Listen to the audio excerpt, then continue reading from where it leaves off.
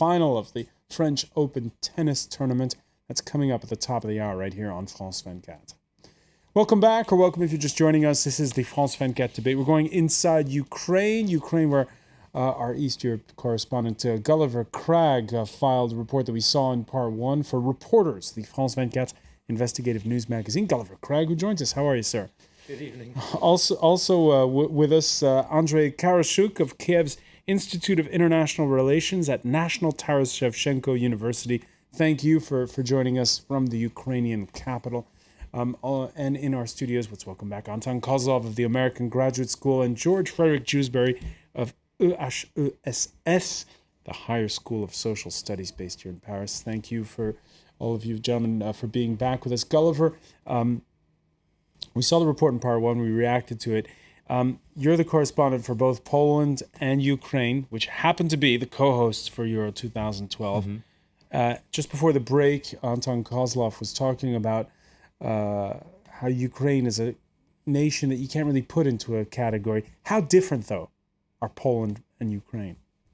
Poland and Ukraine are hugely different. I think that they are the sort of two extremes of communist transition in that part, post-communist transition in that part of the world. At the moment, Poland is very much being portrayed as the country that's got everything right, didn't have a recession during the economic crisis, has stable government, and is a fully fledged member of the European Union, while Ukraine, sadly, after the sort of flowering of democracy with the 2004 Orange Revolution, democracy in Ukraine seems to be under threat, while Poland has made huge progress in stamping out corruption. Corruption in Ukraine is still ruling the roost. Threat, but those activists, they spoke to the camera to you. Was it difficult convincing people to talk to you, like those workmen who said they'd been ripped off? The activists were extremely keen to talk to the camera, but I think at the moment they're still a very small formation that the authorities see as relatively harmless.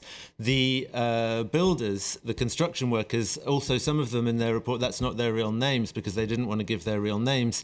They were very happy to talk to us and full of complaints until we started pointing a camera at them, and then they were afraid to not get paid or even to get beaten up. They were generally very trepidatious about speaking on television. We've seen that political passions run high. We were mentioning it at the outset in Ukraine.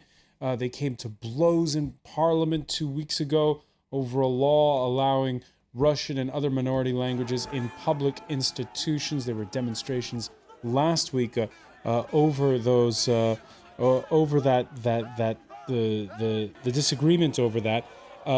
At the eve of the tournament, let me ask you this question. Andrei Karashuk, how divided is Ukraine? How divided is Ukraine? It's a great question. Good evening. And I will begin by the latest which I heard, actually. You see, concerning the flourishing of democracy, or so-called democracy during so-called Orange Revolution in Ukraine, it's a real idle proposition, as you see, because during the so-called Orange Revolution, there was no democracy in Ukraine, because democracy was replaced by governing of pro-oligarchical rulers of Ukraine, which was recognized as Democrats in Western countries, as United States and in Europe. And actually, we are capable to say that it's not a real democracy, because real democracy is a power for the people of Ukraine, but not the policy for the American geostrategic interest against Russia. So it's the first thing. Second one, that actually Ukraine is not split with this dilemma to support or not Tymoshenko, because it's not the topic which are discussed in Ukraine. You see, you just said that it's a language question which was discussed and takes the first place among the old journals, among the old politicians actually in Ukraine, because it's a right of people to speak their own language. You see, in the Washington city, in the New York, I saw the people who spoke in Spanish with without any problem. So many journals, so many inscriptions in the streets, etc., etc. They are really free to speak in their own language. This is why not Ukraine, which it's split it in the culture, because it's our roots, which as I'm from Poltava region, for example, and from Poltava region, it's a Gogol, which actually recognizes the Russian writer, but he is Ukrainian. But the reality of is origin. that people do speak It's Russian. not this. Ukraine is not split. It's politicians' thoughts which trying to split Ukraine, because Ukraine first aim is to build up democracy, and so-called revolution. You see it was not a democracy, and actually we are struggling for the democracy. We are struggling in order to pass this. Arrogance of politicians who took their governing position during so-called revolution. All right, so we see passions are running high. George Frederick Jewsbury, at the end of that report, you saw of Gulliver's report, you saw people saying again that it's a good idea to have Euro 2012, and that a lot of hopes from a lot of different corners for a lot of different reasons. Mm-hmm. Even you heard there. Andrei Karashkuk mentioned Yulia Tymoshenko. Even she is for Euro 2012 going forward. Nobody's calling for a boycott inside Ukraine. No, not at all. But I'd like to pose the question to our colleague in Kiev. What is the Ukrainian nation at that point? What is it to be Ukrainian? Andrei Karashkuk, what does it mean to be Ukrainian? Oh, we have a technical issue with. He's there. I would like to respond to two of the things that Andrei Tarashuk said, which is clearly the democracy that there was in Ukraine after the Orange Revolution, so-called, wasn't a perfect democracy, but it did have the merit of Yulia Tymoshenko losing the presidential election and leaving power when she lost the election, which is sort of step one of respecting democracy. And on the language issue, for Russian-speaking Ukrainians to suggest that they are prevented from speaking Russian is rubbish. Most people in Ukraine speak Russian. I mean, I'm not saying that there isn't a case for it being made an official language, but I don't think that that people are being prevented in their daily lives from speaking Russian. The British tabloids have been very vociferous when it comes to Ukraine. They haven't been exactly ambassadors for the country these past weeks. They warned, for instance, UK citizens of color to stay away amid fears of racist attacks. Sunday Telegraph says that might be overstated and that the euro, again, is an opportunity, quoting the head of a Black Person Association saying that Ukrainians would give you their last piece of bread, but they haven't had much contact with foreigners. And as they get more contact, they're starting to understand that foreigners are not their enemies. These championships could change many things for us. Anton Kozlov, your thoughts on that? Well, first I would like to make a little remark about Tymoshenko leaving the office when she lost. I think it is important to keep in mind that she wouldn't have a chance to stay even if she wanted to, to use whatever, the military or the police, because Ukraine is not a authoritarian centralized system. You have to keep that in mind. You do have a system when you have different networks have to negotiate with one another and share power. Some networks become more powerful and then try to destroy this, opposing networks and vice versa. But it is not like in Russia when you have Putin, you have a Federal Security Service, and basically they are able to control all political dissent. And even there, in that case, it is not that clear cut. So I would like to say that this is something, it is of course, perverted version of some kind of democratic arrangement, because only few people have the chance to participate. But nevertheless, it is not a centralized authoritarian dictatorship. That's one thing. Another thing, I frankly think that Ukraine should not host Europe 2012 because I think it is not ready. It's been committing all sorts of abuses, including abuses against homeless animals. There have been thousands and thousands of animals killed and incinerated by local authorities. And I think it is appalling for a European country or a country that tries to do that. This is just one case. I mean, of course, I don't want to go and push for, but I mean, there are plenty of other cases. I mean, Ukraine, it is not a European country. I mean, the human rights record, economic rights record, I mean, you can make a list. I mean, it will go on and on and on. So, in the same way as I think Russia is not ready to host the Olympics. I mean, that's exactly the same thing. In any case, what is certain is that the view of what's going on inside Ukraine has been dominated again by the story of Tymoshenko, which I remind our panelists have been bringing it up even when I have been asking about her. German doctors from a Berlin hospital have been allowed in to see her, but not to take her elsewhere for treatment. Her daughter has been her most outspoken advocate. Of Charité concluded that the Yanukovych and official Kiev was not cooperating that much on this issue. They don't want to see my mother be treated. They don't want to see my mother get better. What they want to do is to write a conclusion which would be false, that she's healthy in a month, and take her to court. Gulliver Cragg.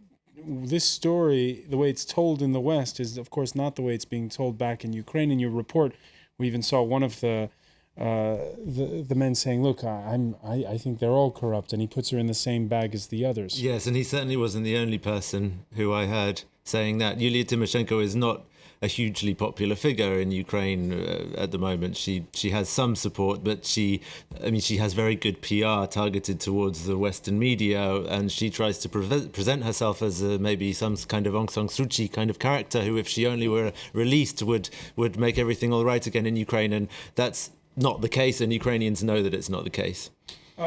George Frederick Dewsbury put the question earlier: what does it mean on the eve of these Euro 2012 to be a Ukrainian? I'll put it to you now, Andrei Karashkuk. Is this an event, this football tournament, something that can unite a nation that seems to be often very, very fraught and divided? You see, the first question, it's for me actually that our nation is split the nation is split not by their internal interest. We are not capable to establish our own national interest to protect them. We are struggling to choose something which was imposed by Americans, by Europeans, by Russians, etc., etc.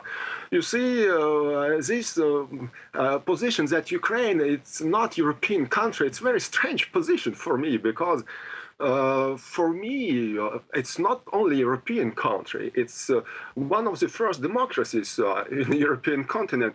When we are thinking about Ukraine in the history, in the historical relationship with France, etc., etc. But you see, after the communist power, which was imposed partially by the Western countries, because Lenin and all other people was